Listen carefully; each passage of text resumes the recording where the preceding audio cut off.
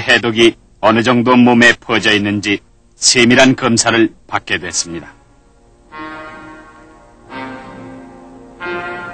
이곳 원장 변용욱 박사는 우리들에게 대마초의 무서움에 대해 다음과 같이 말해 주었습니다. 일명 대마초로 불리우기도 하고 마리화나로 불리우기도 하는 이 대마초가 인간에 끼치는 나쁜 영향은 여러 가지가 있습니다만은 두 가지 면에서 생각해 볼 수 있습니다. 하나는 대마초가 우리 신체에 끼치는 나쁜 영향이고 다른 하나는 대마초를 오래 흡연하다가 보면 오는 정신적 기능의 저하입니다. 대마초 상습자들은 대개 청소년층입니다. 이들은 아직 정신적으로나 육체적으로 성장하고 발전해 나가야 할 사람들입니다. 비교적 안전하다는 담배도 많이 피우면 기관지와 심장에 병을 일으키는데 독한 대마초를 폐 속 깊이 흡입하고 대뇌 기능을 마비시키는 짓을 자주 하면 그 결과가 어떻게 되리라는 것은 뻔합니다. 한마디로 폐인이 됩니다. 그러면 그림을 보면서 신체와 정신에 어떤 부작용이 오는지 알아보겠습니다. 먼저 대마초에 함유된 THC라는 물질 때문에 대뇌 기능에 장애가 와서 중독이 되면 일단 정신병적 상태에 빠집니다. 즉 현실 감각이 없어지고 환상의 세계로 미쳐버리고 맙니다. 그래서 음악도 괴상하고 아주 높은 고음만을 찾게 되어서 결국은 청각의 장애가 옵니다. 또 조명도 어둠침침한 것을 배경으로 강렬하고 어지럽게 번쩍거리는 것을 좋아하여 시력을 나쁘게 합니다. 텔레비전도 가까이서 보면 좋지 않은데 이런 강력한 조명 밑에서 춤을 추고 돌아가니 자연히 시력에 감퇴가 올 것은 당연합니다. 이들은 대마초의 연기와 강한 조명을 받았던 탓에 눈이 항상 충혈되어 옥 내외에서 을의 색안경을 끼고 충혈된 눈을 가립니다. 더욱 무서운 것은 대마초 중독이 되면 중추신경계통의 여러 기능이 마비됩니다. 그래서 시간과 장소와 인물에 대한 구별이 잘 안 되고 계산 능력이 떨어지고 섬세한 작업이 안 되며 학습이나 생산에 흥미가 없어집니다. 중독에서 깨어날 때에는 침을 흘리거나 혹은 옷에 오줌을 싸도 위생적인 개념이 무너졌고 정신이 혼미해졌기 때문에 더러운 것을 모릅니다. 대마초의 또 다른 무서움은 차차 더 강하고 더 독한 약물을 찾게 되는 겁니다. 결국은 진통제 중독, 수면제 중독 또는 마약 중독자가 되어서 영원히 고치지도 못하고 사회에서 버림받는 폐인이 되고 맙니다.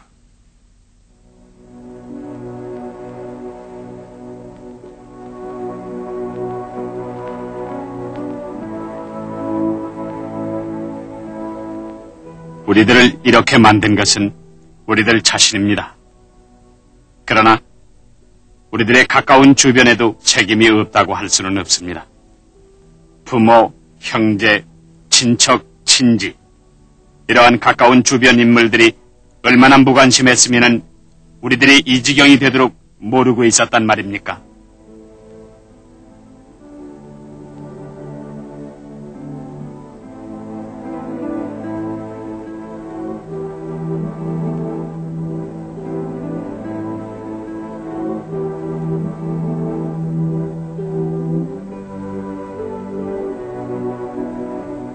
우리들은 정신병원에서 진찰을 마친 후 마약 단속반으로 옮겨와 철저한 조사를 받게 됐습니다.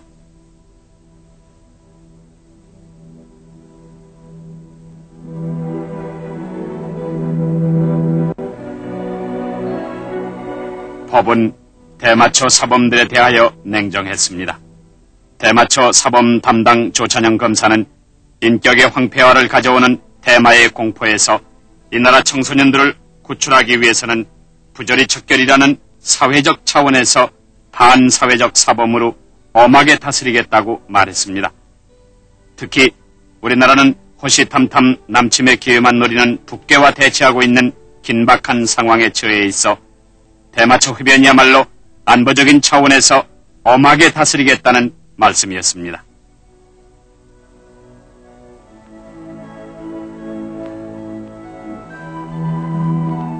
대마초 사범들에 해당하는 벌칙은 매우 엄했습니다. 첫째, 대마초를 불법으로 수출입하거나 매매한 자는 무기 또는 7년 이상의 징역에 처하고 영리의 목적 또는 상습범은 사형, 무기 또는 10년 이상의 징역에 해당합니다. 둘째, 수출, 매매 또는 대마의 제조를 목적으로 대마초를 재배하거나 대마를 제조, 매매 또는 이 목적으로 소지한 경우 1년 이상의 유기징역에 처합니다. 셋째, 단순히 대마초를 재배, 소지 또는 흡연한 자와 내용을 알면서 이들 범법행위의 장소를 제공한 자는 10년 이하의 징역 또는 100만 원 이하의 벌금형으로 다스린다는 것입니다.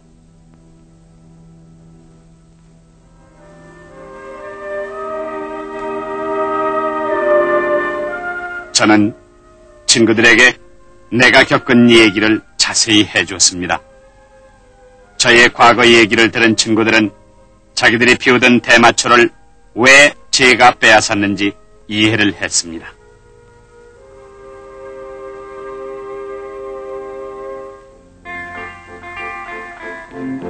저의 설득으로 대마초의 무서움을 알게 된 재수생 친구는 새 사람이 되기 위해 우선 장발부터 자르고 새 출발을 했습니다.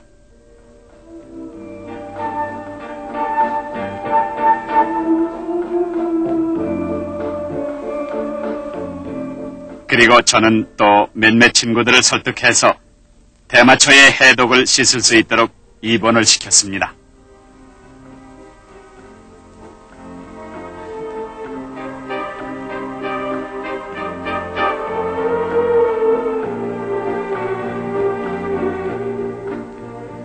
그 병원에서 우리들은 의사를 도와 환자들을 돌보는 의과대학 인턴들의 밝은 모습을 볼 때 저절로 고개가 숙어졌습니다. 그리고 우리들도 근실한 젊은이가 되자고 모두들 마음을 가다듬었습니다.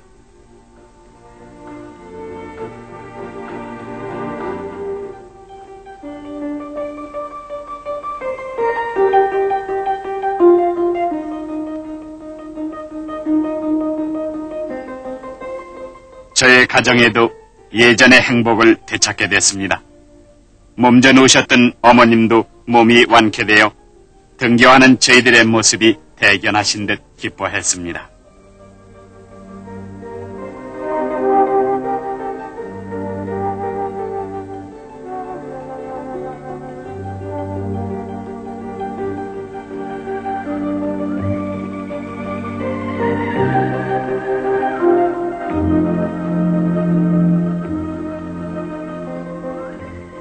저도 학생으로의 본연의 자세로 되돌아왔습니다. 진리탐구의 길을 다시 찾은 것입니다. 그동안 먹장구름에 뒤덮였던 어제는 가고 머리 위에 감돌던 몽롱한 환각도 깨끗이 사라졌습니다.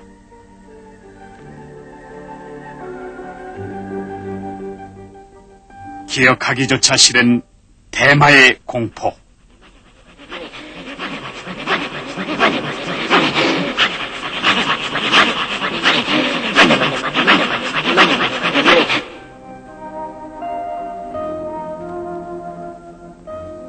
저의 과거 얘기가 동료들에게 자극제가 되어 저와 같은 사람이 다시는 생기지 않길 바랍니다. 이제 저희들에게는 오로지 내일을 앞당기는 노력과 성공의 금자탑을 쌓겠다는 의욕만이 있을 따름입니다.